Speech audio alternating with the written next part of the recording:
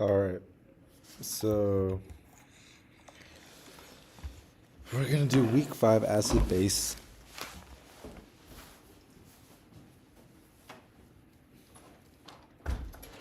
Study. I will start on this instead of the renal system just because I'm not sure if we need part 1 or part 2 of the renal system to know. So let's just skip to this and then I can go back and do the renal stuff. For sure, we have to know renal stuff part 2, but the part 1, I'm not sure about, and I'd rather just do them together in the same video. So we're gonna start at acid-base balance. All right, so let's go. Here I got my slides too. I'll check out my slides first.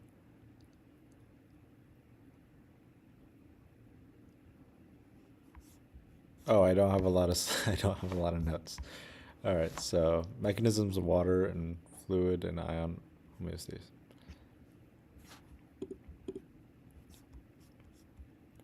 So an aqueous solution is an internal environment of the human's body that's watery. So water is a major solvent of the body, and everything dissolved within it are called solutes, which which include proteins, carbohydrates, and electrolytes. And electrolytes are minerals with a charge. So here we have sodium, chloride, potassium, and calcium. All right, and osmotic gradients, which we know very well. So water will enter cells if water concentration is higher outside of the cells. Osmosis, we know this stuff. All right, so body content. Majority of body mass is water, and it varies in age with the general trend of the younger you are, the more water you have, and the older you are, the less water you have. So water content varies with location. So like the brain and kidneys are very demanding of water, which makes sense. And the teeth and fats don't have a lot of water because teeth are hard and because adipose is fatty, so it doesn't really like to mix with water. So yeah. So which of the following belong to the intercellular fluid? That's interstitial fluid.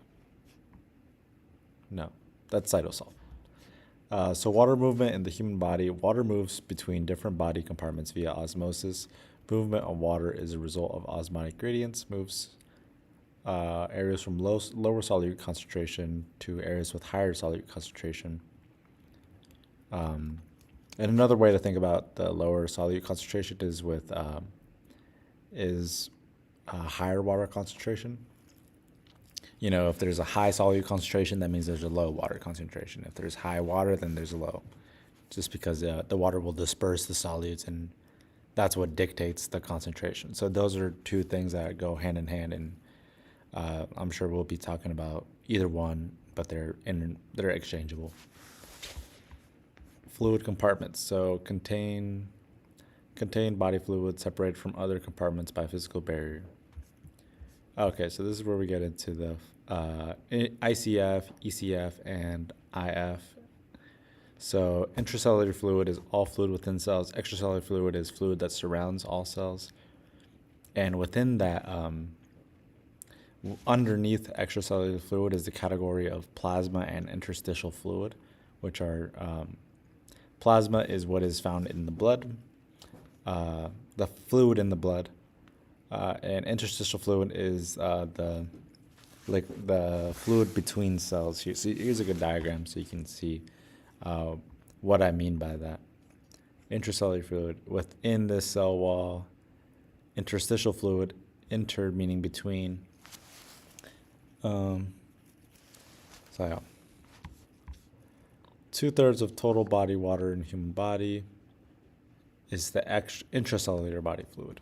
So most of the water is within the cell, and within the cell, all that watery solution, which we learned from cell biology, is the cytosol.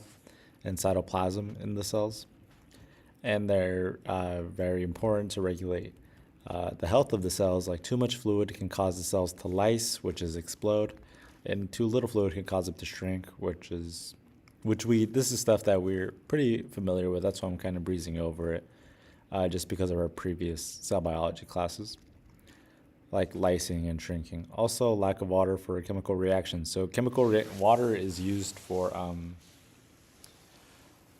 to break up huge links of like protein and carbohydrates.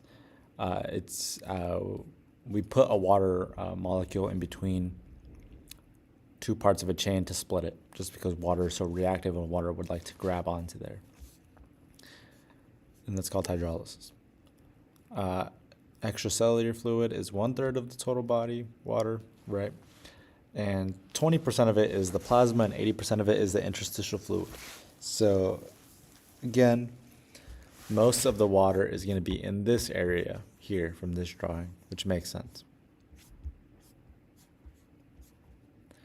Includes cerebral spinal fluids, synovial fluid, pleural fluid, pericardial fluid, peritoneal fluid, and aqueous humor. The sum of intracellular fluid and extracellular fluid varies from one individual to the next. Hormones like estrogen increase water retention, and higher amounts of adipose tissues decrease total body weight.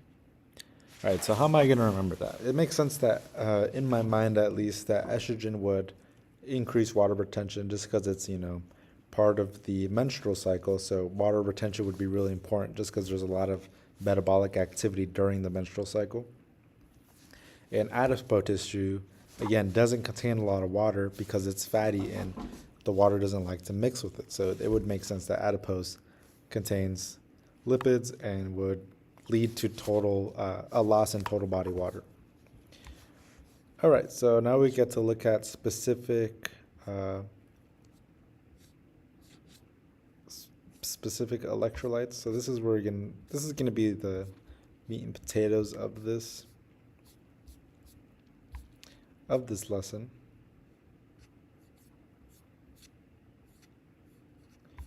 All right, so here in the plasma, we have a high concentration of sodium. We have a high concentration of chloride. We have a high concentration of bicarbonates. Yeah. And a higher concentration in protein. Intracellular, we have a large amount of protein. We have a large amount of, I don't know, let's look that up.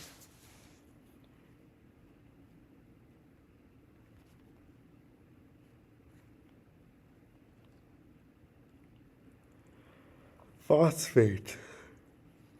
What is the phosphate ion? HPO4, the one my cursor is over. And let me make sure that the H2CO3 is bicarbonate. Oh, it's carbonic acid. Okay, cool. And so there's going to be a lot of potassium within the intracellular fluid, and we're about to talk about that. So this isn't really helpful as much as it is just getting context to what we're going to see next. So plasma and interstitial fluid are similar in composition, and that's because they're outside of the cell, and they're going to be dealing a lot with these relationships between inside the cell and outside the cell. However, the major difference is lower protein concentration in the interstitial fluid versus plasma. And why would that be? What is a way to remember that to make it make sense in your mind? Is that plasma is going to contain a lot of proteins because it's your blood, so it needs to have albumin and stuff like that. Like when we went over the blood unit, the hematocrit, it's just a lot of protein. So also the ICF has the intracellular fluid has a higher concentration of potassium, phosphate, magnesium, and protein. Within the cell, there's going to be proteins because it's inside the cell. So, and potassium is also going to be really high in the ICF because of the sodium potassium pump, which we're about to go over. Bodily fluids are also electrically neutral. So, although there is some, big disparities here in this chart here, that all balances out to be neutral, which is important because the phosphate and magnesium here are in high concentrations to balance out the potassium. Let me just make sure that makes sense.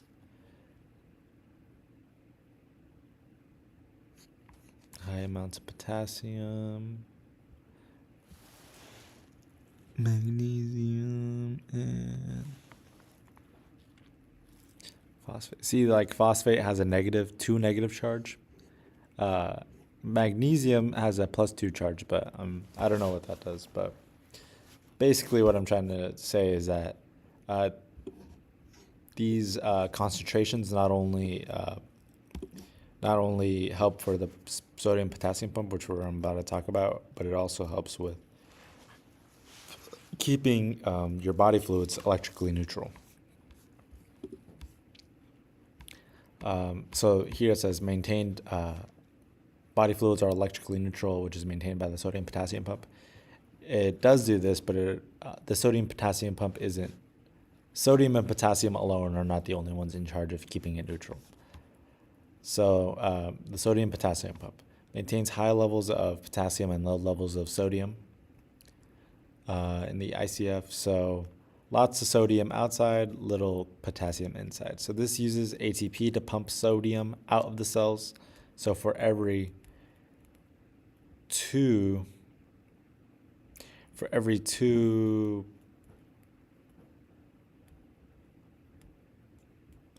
let me check this out here. So it's going to be a high concentration of sodium outside and a high concentration of potassium inside. And so here we see sodium being pumped in 3 at a time. And then because this is active transport, we got some potassium going inside 2 at a time. So what this does, it makes it more negative because we have 3 positive charged ions going out and only 2 going in. So this keeps the inside of the cell negative, which is just important, not really for this lesson, but it's just going to help you understand what we're going to talk about next a whole lot more. So as a refresher from cell biology, resting membrane potentials. Why are we negative? What is this we're talking about? Here from this pump, 3 sodium ions with a positive charge. So +3 is going out and only +2 is going in. Here you can see the different sides of this sodium potassium pump. And what that's going to do is it's going to, make it negative inside, and it's also going to keep the concentration gradient so high. Fluid movement between. So there's 2 reasons that fluid moves, and it's hydrostatic pressure and osmotic pressure between compartments. So hydrostatic pressure is exerted by fluid. So that's as if, kind of like the glomerulus, the pressure of the blood running through the glomerulus hitting against the walls is going to push fluid out of the glomerular walls. And so a way to think about this hydrostatic pressure would be like water that goes around a bend in a hose. Like there's pressure being exerted on the inside wall of the hose. So that's what hydrostatic pressure is. Osmotic pressure is exerted by solutes in fluids. So this is just the word that we learned. Osmosis is when if there's lots of solutes in one area, it's going to bring over water because water diffuses independently of how much solutes there is. So yeah, osmotic pressure, basically just what we've been learning.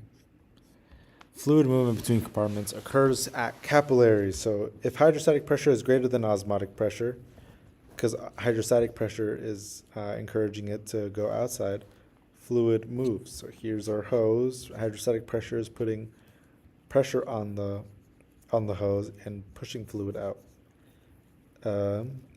However, if the osmotic pressure, since there's a lot of solutes in here because it's blood and there's albumin, the water would like to go in here. Amount of fluid filtered is proportional to the size of gradient. So fluid movements between compartments. Osmotic gradients draw fluids towards areas of high solute concentrations. Water moves toward areas of greater solute concentrations or lower water concentration. Yeah, so these, here it's important to note this greater solute concentration or lower water concentration. Water moves between the ICF and the ECF due to osmosis.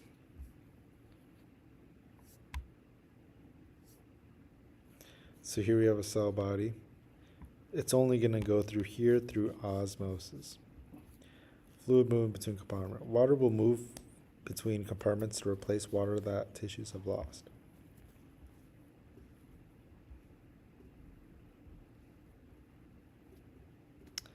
So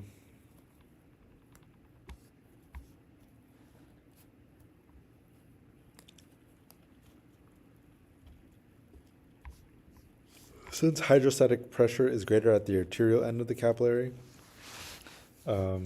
it forces fluid from the capillary into the interstitial fluid. And what that means, so let's say here, let's call this, it says arterial end of the capillary. So here's the heart. Imagine the O is the heart here. It's going to pump blood and it's going at a high speed. And boom, we're here. We're going to put tons of pressure on the arterial end of the capillary. And it's going to push fluid out. It's not going to push blood out. It's going to push fluid out. Because red blood cells are not going to diffuse. So yeah. And hydrostatic pressure decreases at the venous end. Here we can see this arrow showing the pressure, the osmotic pressure going down. I mean the hydrostatic pressure going down as we get farther away from the heart. Osmotic pressure dominates in the interstitial fluid. Dominates and the interstitial fluid enters the capillaries.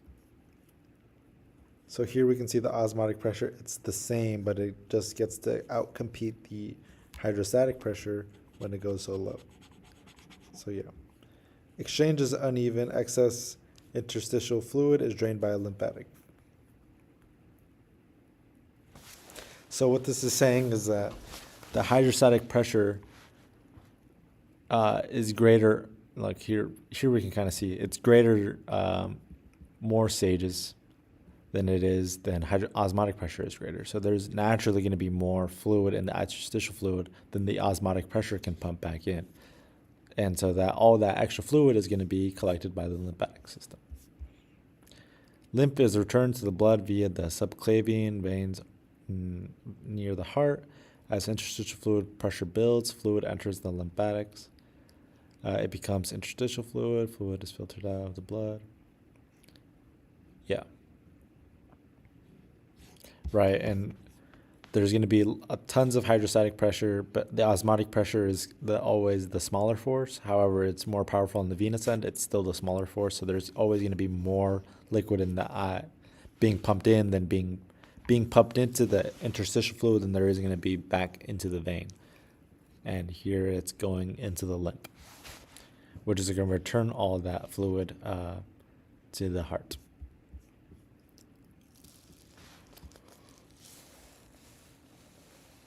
So plasma exits blood capillaries and becomes IF. So plasma is that liquid. So it's basically what we've been talking about. Interstitial fluid is not reabsorbed and entered. Yeah, okay. Ultimately return. Okay, so yeah. Sweating influences water movements between compartments. So let me take a quick water break.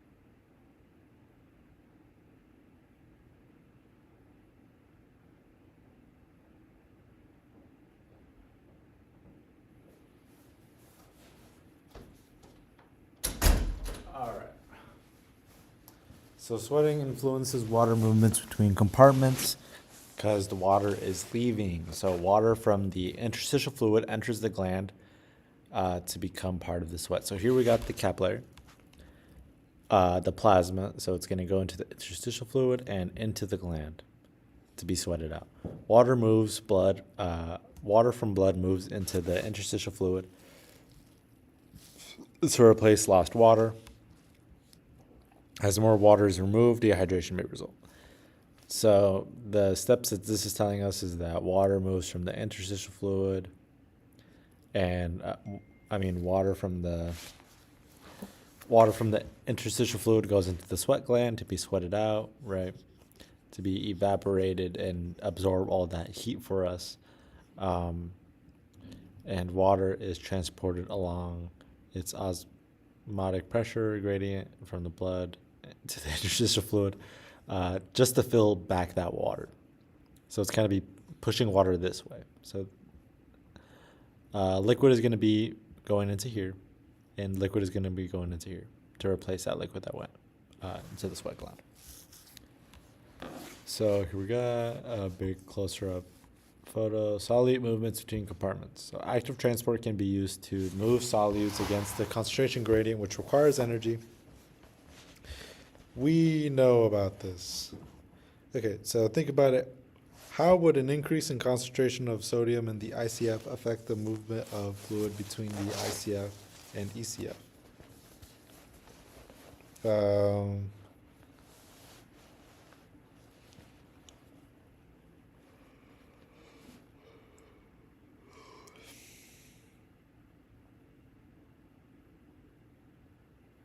All right, so the ECF has more sodium.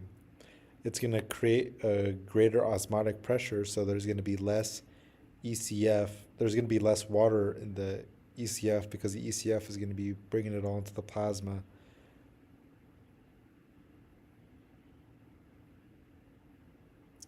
I know what it would happen, but it'd be such a word salad for me to explain it. So I recommend you guys to just draw it out. And just know that the key to this answer is the osmotic pressure. That the osmotic pressure is going to go up and it's going to be able to compete against hydrostatic pressure and overall decrease the amount of water in that around the cells.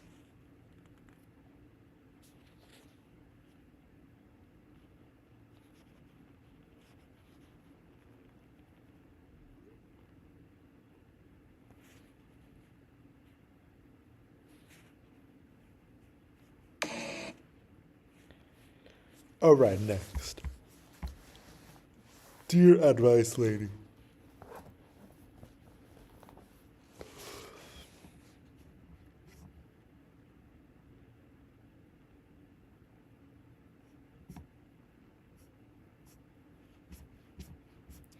I'm just going for to see what's next.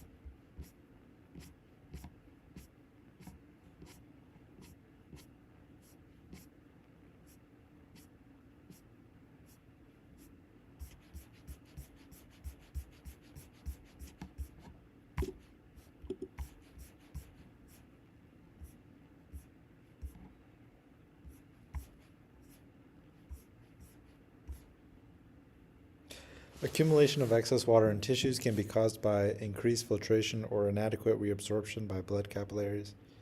So if the osmotic gradient isn't strong enough, the osmotic pressure isn't strong enough to return fluid from the ECF back into from the IF into the plasma, there's just going to be a lot of water collecting in the IF. And there's just going to be fluid, tons of fluid, and the lymphatic system, let's say, can't absorb it all. It's just going to make it swell. So here's a photo. Forms of edema include peripheral pitting edema and pulmonary edema. Water balance. All right. So we have decreased H2O in body fluids. That's going to decrease blood volume, which is going to decrease blood pressure, which is going to increase angiotensin production, which is going to stimulate thirst. The other thing it's going to do is it's going to increase blood osmolarities, so there's going to be a lot of it's going to be more concentrated, the blood.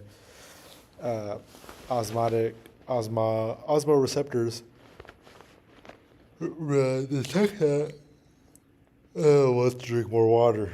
And the mouth's going to feel dry. It's going to make your brain is going to decode these things in the hypothalamus to drink more water, increase feelings of thirst, drink fluids, and you're going to decrease blood osmolarity. All right. So main points. Decreased blood volume is going to activate the RAS system because of the decreased blood pressure. And the increased blood osmolarity, the hypothalamus is going to react to with osmoreceptors. All right. So water regulation of water intake. Water should be roughly balanced. Water loss should be roughly balanced by water intake daily. So you should be peeing out what you drink. Water gained by ingestion, main method, and cellular respiration. So the cellular respiration is very little amount of water. Water intake regulated by osmoreceptors in hypothalamus stimulates thirst when blood osmolarity is high, which makes sense. So this releases ADH to conserve water, antidiuretic hormone. Diuretic meaning peeing. So stop peeing hormone. So this is going to decrease the salivation to conserve water and promote thirst. It's going to tell your kidneys also to stop peeing so much water. So blood volume also influences water intake. So low blood volume leads to low blood pressures, which is detected by baroreceptors in your veins and in your heart. And so that's going to stimulate the release of angiotensin II and aldosterone to increase blood volume. Then angiotensin II also stimulates thirst, and aldosterone stimulates sodium and water reabsorption by kidney. All right. So regulation of water output. Water is lost during urination, which is the main method. Your poop also has water. Evaporation, sweating, exhalation. So excessive water loss can lead to decreased blood pressure. If falls too low, body may go into shock. Hypothalamus test loss with osmoreceptors. Homeostatic imbalances of total body water. Dehydration. So dehydration, our definition is going to be less than 10%. 10% or more of total body water loss. So if your TBW goes down by 10%, you're considered to be dehydrated. Diuresis is the production of high volumes of urine. Water intoxication. Consuming high quantity of pure water decreases osmolarity in ECF, which is going to mess with the osmotic gradient. Osmotic pressure. And again, you can I keep on mentioning that, but it's like, if you look at this, think about like for the salt question earlier, increase salt, increase water in the ECF. What will it do? Look at this diagram and you'll be able to kind of visualize what all the moving parts, because it is hard to try to picture it all in your head. So I recommend doing that. And there's only two driving forces, which is hydrostatic pressure and osmotic pressure. So that should help if you guys are stuck on the. Explain the integrated response of the cardiovascular, endocrine, urinary system to low blood pressure results in dehydration.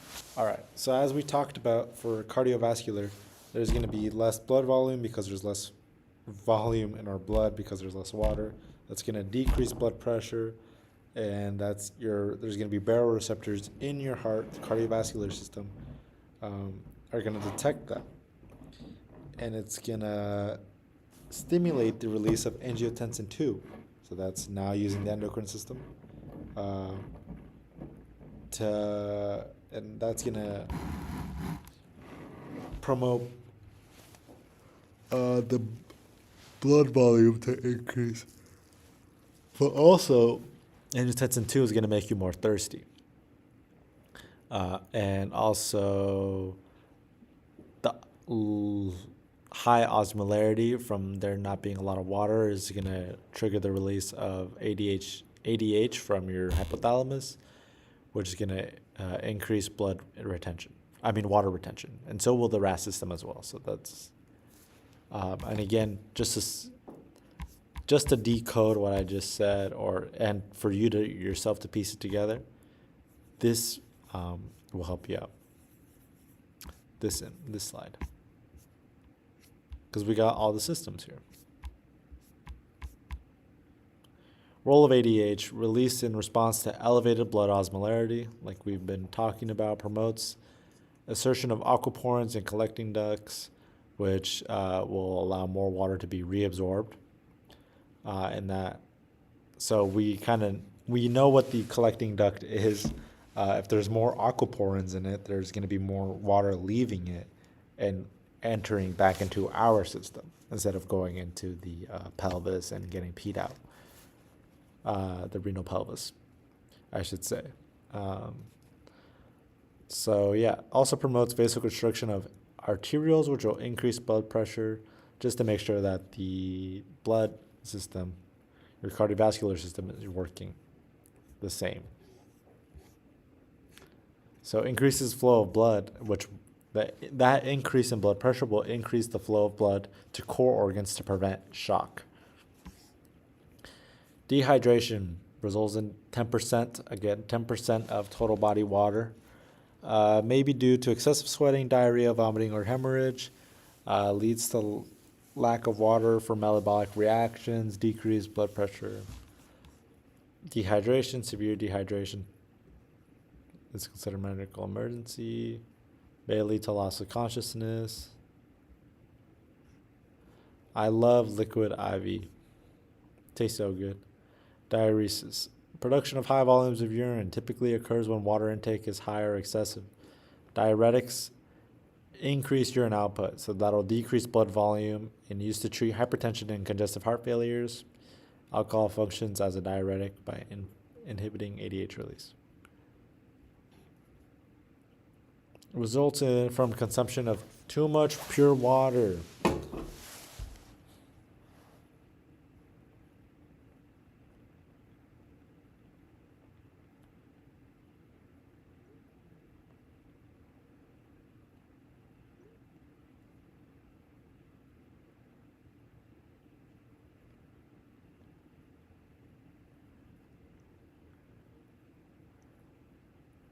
Sorry, I got distracted.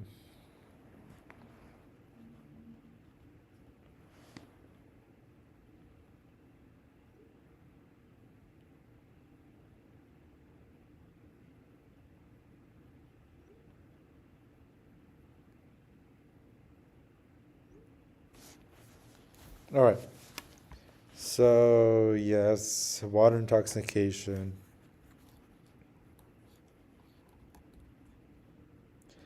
It's going to lead to increased volumes in the CSF, cerebrospinal fluid. Consuming pure water decreases osmolarity. And, how can a decrease in osmolarity of the ECF lead to increased volume of the CSF? Again, you just got to look at the diagram. That diagram that I pointed out earlier. Just follow along, follow your own finger and see where things would happen. Think about it. Identifying some consequences if water exceed. Okay. All right, this is the hard part. I forgot. The electrolytes. We got to know them all and what they do. The ions of the body aid in various functions. Transmission of action potentials, enzymatic function, urine formation, muscle contraction, release of hormones from endocrine glands, and pH regulation.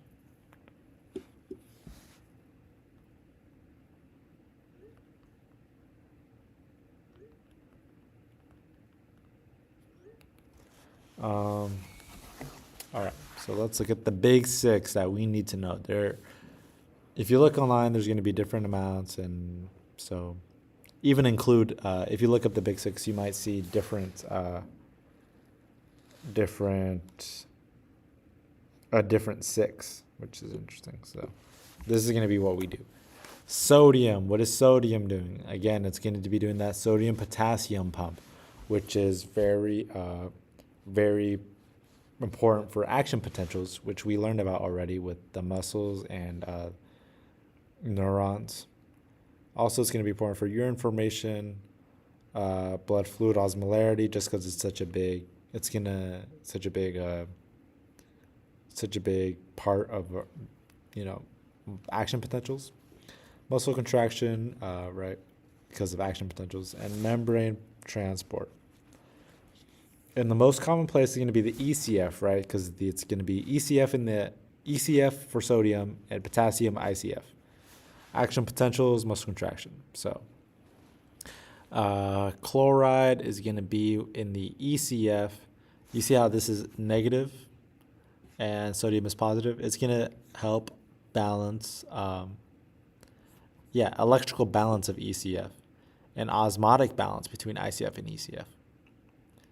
So that's cool. Chloride, ECF. So the way I'm going to remember that is chloride ends with an E. So ECF. Potassium has an I. ICF. That's not a good one because sodium has an I and no E. But bicarbonate, it's going to be in the blood. As we know, we already learned about the respiratory system. It's going to be in the blood.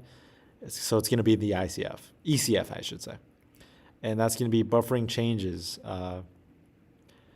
in the fluid body. So again, just remember what the roles of chloride. It's more of support. So here we have osmotic balances between the ICF and ECF and electrical balance. So yeah. Calcium, we learned, is going to be in your bones, and it's going to be in your ECF as well. And that's because calcium is floating around in your blood, right? Your blood calcium levels. Muscle contraction, neurotransmitter release, enzyme activity, clotting. Phosphate is going to be in the bones. It's going to make up that hardy bone. ATP, because so phosphate is used for a lot of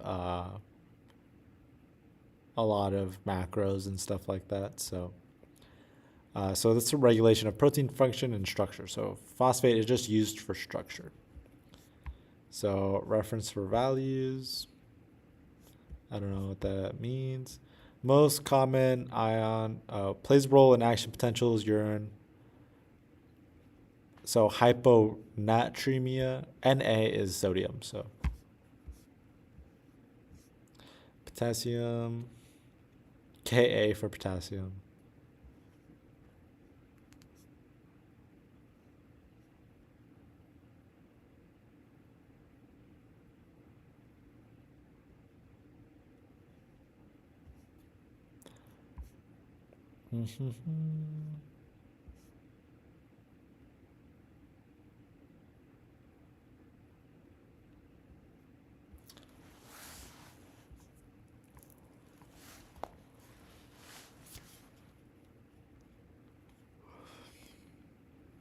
I'm just going over these quickly just because I think what I just mentioned in that table is enough we need to know. This is all just going over it.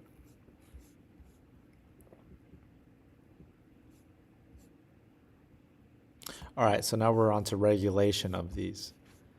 So if there is a lot of calcium, then calcitonin lowers blood calcium levels. If there's low, then PTH raises blood calcium levels.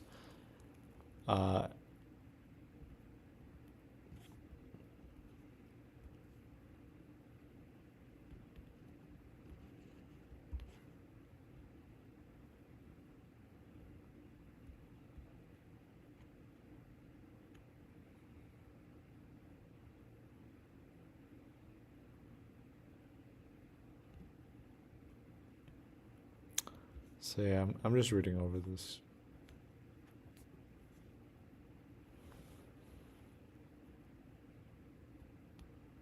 Regulation of sodium and potassium. So the regulation of calcium is through the calcitonin and PTH, which we already know.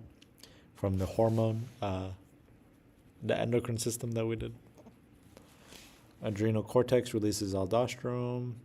Kidneys secrete more potassium and reabsorb more sodium.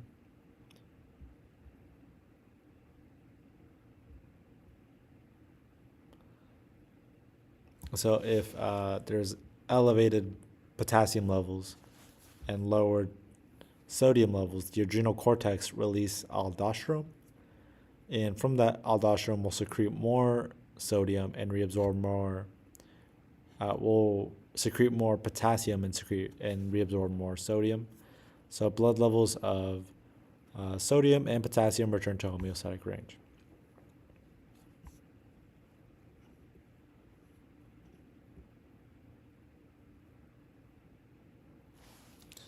So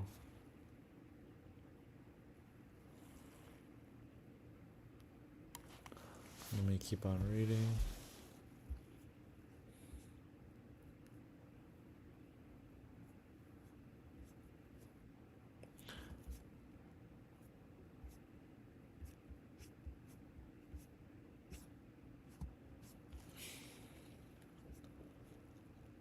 So yeah, I think that's all you need to know.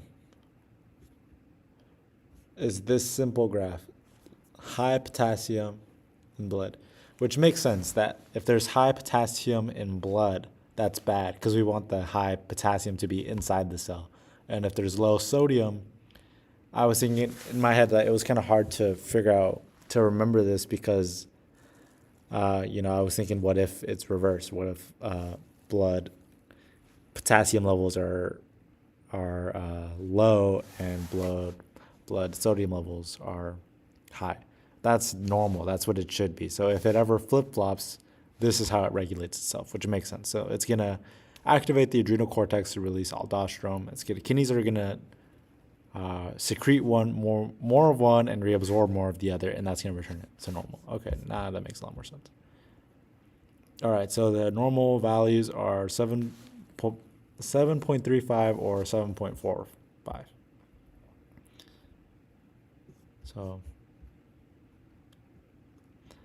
So yeah.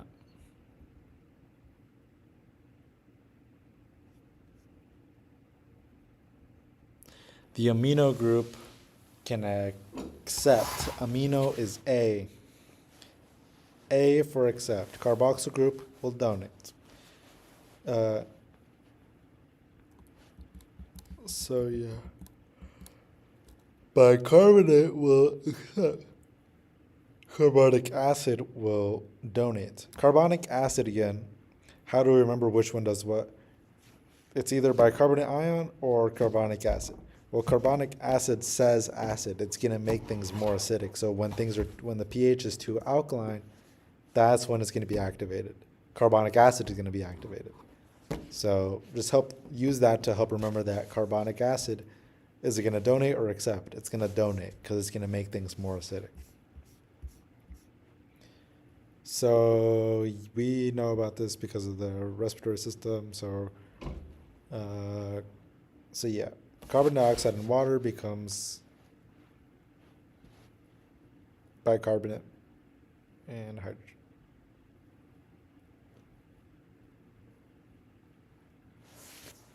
So yeah.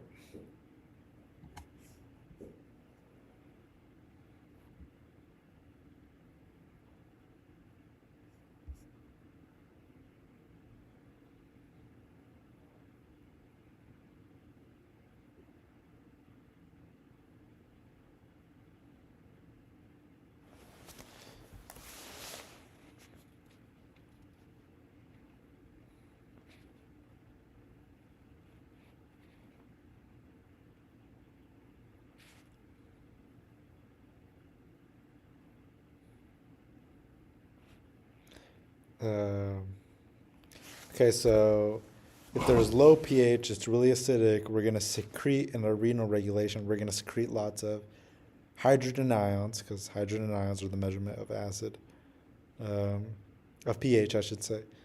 And we're going to reabsorb lots of bicarbonate to help buffer. And if it's too high, we're going to we're gonna decrease secretion of hydrogen ions so we can keep more and reabsorb. Oh, never mind. It's just flip flopped. So yeah, that should be easy to understand. So I won't go over that much more, just because there's also just not much more to cover. So yeah, here's a written explanation of that.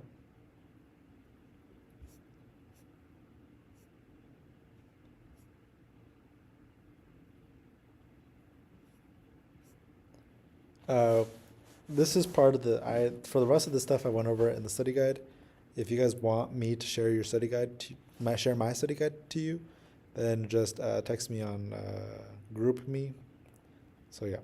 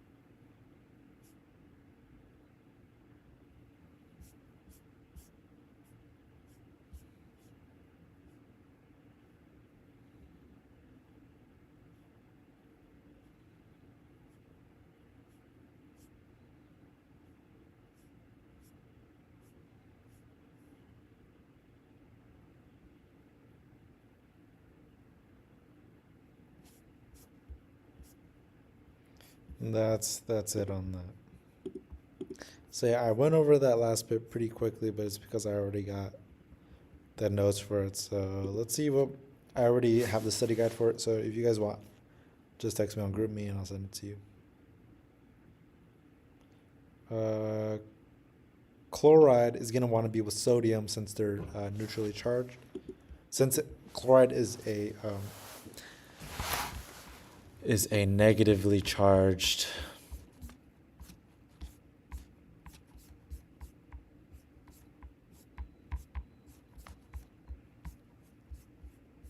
electrolyte. Trying to find the diagram here to show you guys. Yeah, so chloride is negative and sodium is positive. So this is gonna, like my notes said, to keep the body fluids electrically neutral, chloride is gonna want to be with sodium.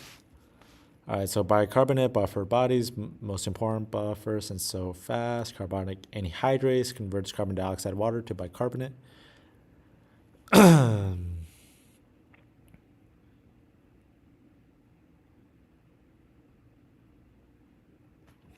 All right, I feel good about that.